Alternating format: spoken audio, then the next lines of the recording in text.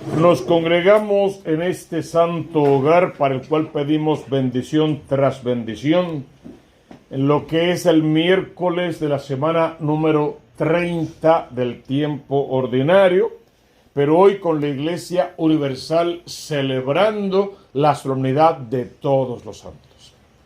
Y esta fiesta tiene una particularidad. Cada santo de los más conocidos, los más grandes, los más históricos, los de más fama espiritual, tienen una fecha en la que se celebran, sobre todo la fecha de su muerte, salvo el caso de Juan el Bautista y María Santísima. Sin embargo, hay un montón de otros santos anónimos que no conocemos, que nunca subieron al altar, que no se canonizaron, pero que llevaron verdaderas vidas santas. Algunos de ellos mártires que dieron su vida en muchos lugares del mundo y ni se sabe de su existencia. Pero eso no quita que participen de la santidad. O sea, la Iglesia, en fin de cuentas, no declara santo a nadie. La Iglesia, por la vida heroica que esa persona lleva, declara entonces que por haber vivido una vida santa, reconoce la historia de santidad de esa persona por el parecido que esa persona tiene a la persona de Cristo y porque cumplió con todas las virtudes, sobre todo con las 4 virtudes cardinales. Por lo tanto, en esta gran solemnidad incluimos tal vez a tu abuela, a tu abuelo, algún familiar particular, a tu mamá, que ya tal vez se fueron al cielo y vivieron verdaderas vidas santas, a tu papá, y quién sabe cuánta otra gente de nuestro pueblo que en esa vida de santidad nos han dejado un legado y sobre todo han colocado el pie forzado para que tú y yo sigamos viviendo nuestra fe en la persona del Cristo de la gloria. Y ojalá que algún día tú y yo también estemos incluidos en ese nivel de santidad al que estamos llamados y que en fin de cuentas es nuestra única y verdadera vocación. Sean santos como el Padre que está en el cielo es santo. Vamos a ver las lecturas que la Iglesia nos presenta en esta solemnidad. Fíjate que la primera está siendo tomada del libro del Apocalipsis, o libro de las Revelaciones. Este libro lo escribe San Juan, que a su vez el discípulo amado va a escribir un evangelio y va a escribir 3 de las cartas. Por lo tanto, Juan tiene una intimidad con Cristo muy grande. Es aquel que se recuesta sobre su pecho y lee su corazón en la última cena. Es el discípulo amado por Jesús y es de quien de Jesús dice: ¿qué te importa a ti si yo quiero que éste esté vivo hasta mi próxima venida? Incluso todos los apóstoles mueren martirizados. Juan muere de vejez. Entonces son unas particularidades en la vida de este santo varón que hoy nos refiere al libro del Apocalipsis o las Revelaciones. Es en el capítulo 7, pero vamos a leer solo el verso 2 y el 4 y luego el verso 9 y el 14. Y es muy importante lo que dice aquí, tal vez uno de los textos más mal interpretados. Yo, Juan, vi a un ángel que venía del oriente. Traía consigo el sello del Dios vivo y gritaba con voz poderosa a los 4 ángeles encargados de hacer daño a la tierra y el mar. ¿Qué está describiendo en fin de cuentas? El juicio final, la parusía, el fin de los tiempos. Eso es de lo que está hablando en fin de cuentas. Y está diciendo que los ángeles, los mensajeros de Dios, estos 4 en particular, tienen la obligación o la misión de destruir todo aquello que no ha vivido o no ha operado de acuerdo a la voluntad de Dios. Y es importante reconocer que lo van a hacer en el nombre del Dios vivo. Y mañana vamos a estar repitiendo que es un Dios de vivos y muertos, y de que para Dios todos están vivos, porque al final viviremos para la eternidad. Y lo que esta voz quiere es detener la mano poderosa de Dios para que no se destruya nada de lo creado. Mira cómo lo expresa. No hagan daño a la tierra, ni al mar, ni a los árboles, hasta que terminemos de marcar con el sello la frente de los servidores de nuestro Dios. Eso es muy particular para un católico. ¿Recuerdan a Caín por casualidad? Caín, el hermano de Abel. Caín mató a Abel. Y cuando Dios le fue a pedir cuentas a Caín, él simplemente le dijo, ¿qué sé yo? ¿Acaso soy yo guardián de mi hermano? Y recordarán a Dios repitiéndole, sí, tú eres guardián de tu hermano, su sangre derramada en la tierra clama a mí por justicia. Es cuando Dios decide desterrar a Caín. Pudo haberlo aniquilado, haber acabado con él por asesino de su hermano en el acto. Mas no, Dios siempre quiere darnos una próxima oportunidad. Solo lo destierra, quiere mandarlo a habitar en otro lugar. ¿Recuerdan la expresión de Caín cuando Dios le dijo eso? Señor, ¿acaso me vas a privar de tu presencia? Y eso es importante. Lo que le dolía a Caín de su pecado era perder la gracia, la presencia de Dios, el verlo constantemente como lo veía, como habitaban juntos. Esa presencia de Dios perdida era muy dolorosa para Caín. Por favor, no me destierres, porque el que me encuentre me va a matar. Y vemos entonces el poder de la infinita misericordia de Dios. Lo marcó en la frente con su sello. De hecho, la palabra Caín significa el marcado de Dios. Lo marca en la frente con su sello y dice, el que mate a Caín lo pagará 7 veces. Es un texto precioso. Al asesino de su hermano, Dios no solamente lo perdona, lo protege, le da una oportunidad y le demuestra su infinito amor y su infinita misericordia. Y de Dios, de Caín, lo que Dios está esperando es que se convierta, que deje esa mala vida, que vuelva a llamar a Dios papá y que quiera vivir cumpliendo en todo con esa voluntad. Pues hasta que no marquemos a aquellos que se van a salvar, por favor, no le hagan daño a nadie. Y pude oír el número de los que habían sido marcados, y este número es un signo de muchas interpretaciones. Eran 144,000 procedentes de todas las tribus de Israel. ¿Cuántas tribus eran? 12 tribus eran en total. Se van a salvar 144,000. Está bien difícil la cosa. Parecería que los salvos son un número específico y todos los demás quedarían condenados.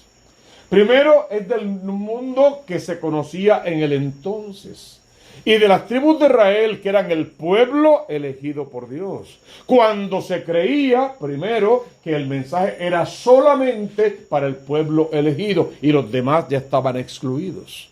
Pero eso va cambiando paulatinamente en la iglesia verdadera y Cristo al final entrega su vida en la cruz y derrama su sangre preciosa, no por un número elegido, sino por todos aquellos que quieran aceptarlo como su Dios verdadero, vivir cumpliendo con su santa voluntad y desde el mandamiento principal, amar. Teresa de Calcuta va a decir, hasta que duela. Entonces, si tú multiplicas el 12 por 12, te va a dar 144,000. Es que quieren salvar el número de la perfección de todas las tribus de Israel.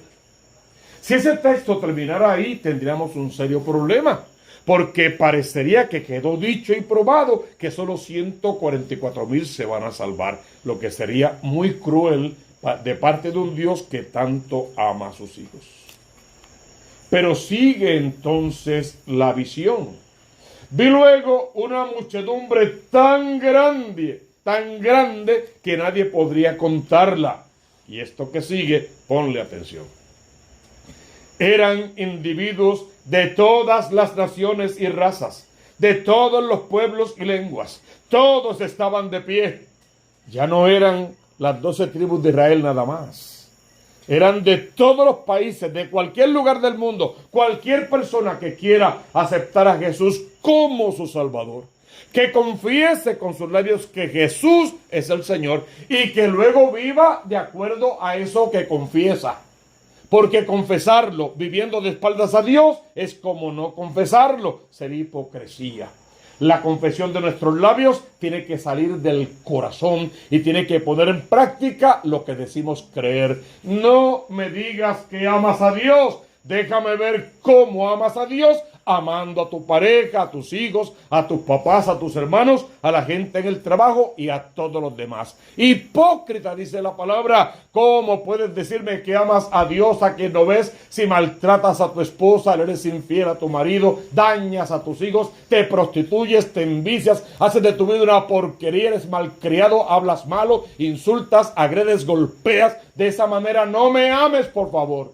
Eso no es amor en ninguna línea. No me digas cuánto me amas. Respétame, por favor, porque soy yo y porque soy el hijo amado de Dios. Es el mismo respeto que te debo, porque eres tu persona y porque eres tu hijo amado de Dios y por ende templo vivo del Espíritu Santo de Dios.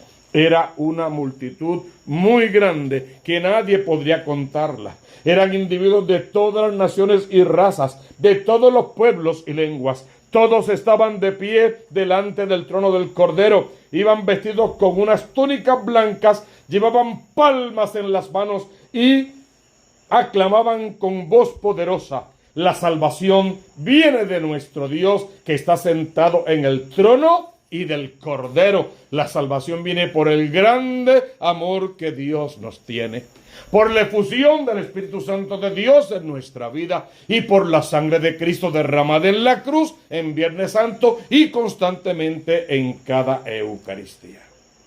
Y todos los ángeles que estaban alrededor del trono de los ancianos y de los 4 seres vivientes cayeron rostro en tierra delante del trono y adoraban a Dios diciendo: amén. La alabanza, la gloria, la sabiduría, la acción de gracias, el honor, el poder y la fuerza se deben para siempre a nuestro Dios. Por eso la iglesia verdadera, nuestra iglesia, la que Cristo fundó sobre la cabeza de Pedro, tiene que ser una iglesia viva y avivada, disponible para alabar y bendecir siempre el dulce nombre de Dios, para reconocer que Dios vive, que es real, que está por encima de todo y que el mandamiento principal es una invitación perenne a amarlo siempre y sobre todas las cosas. Cierto que es la iglesia del silencio como San José, pero también la iglesia del Magnificat como María Santísima en la perfecta combinación. Y por un lado me callo para escuchar la voz de Dios, y cuando Dios me habla, entonces lo alabo y lo bendigo y lo glorifico y danzo para Él de amor, porque el amor de Dios me lleva definitivamente a una consagración total, sabiendo que eres propiedad exclusiva de Cristo y no debes querer nada con los amores pasajeros de este mundo. Entonces, uno de los ancianos me preguntó: ¿quiénes son y de dónde han venido los que llevan la túnica blanca? Nosotros, los bautizados. En el bautismo todos llevamos la túnica blanca, ¿sí o no? Pues ¿quiénes son los bautizados? ¿Quiénes son los que llevan la túnica blanca? Yo le respondí: Señor mío, yo no lo sé. Tú eres quien lo sabe, porque en fin de cuentas es la iglesia de Cristo y es Él el que lo sabe todo. Entonces Él me dijo: son los que han pasado por la gran tribulación. Porque sabemos que después del bautismo vinieron las pruebas, las dificultades. ¿Quién de nosotros no ha pasado más de una calamidad? Problemas en el hogar, con la familia, con el matrimonio, con los hijos, con los padres, en el trabajo, con la salud, con la economía, con el gobierno, con la guerra que es por allá en la cínsora y nos afecta como si fuera aquí. ¿Quién no ha tenido 1001 dificultad? Todos venimos de la gran tribulación. ¿Cuál es la grandeza de los bautizados que vienen de la gran tribulación? Que serán lavados en la sangre del Cordero. ¿Y cuándo será eso? Pues hoy, sobre esta mesa, sobre este altar, pan y vino, cuerpo y sangre, para comernos el cuerpo de Cristo, lavarnos en su sangre preciosa y alcanzar el camino de la santidad, cumpliendo en todo con la voluntad de Dios. Entonces, esos lavados en la sangre del Cordero, tenemos que repetir con el salmista en el Salmo 23. Este es el grupo que viene a tu presencia, Señor.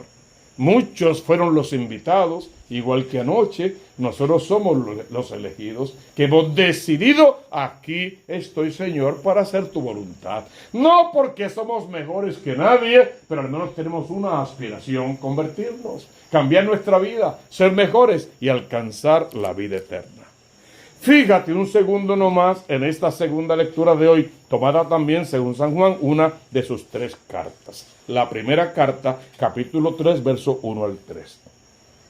Queridos hijos míos, miren cuánto amor nos ha tenido el Padre, pues no solo nos ha llamado hijos de Dios, sino que lo somos. Ese es el resumen de todo. Lo dijimos ya el otro día.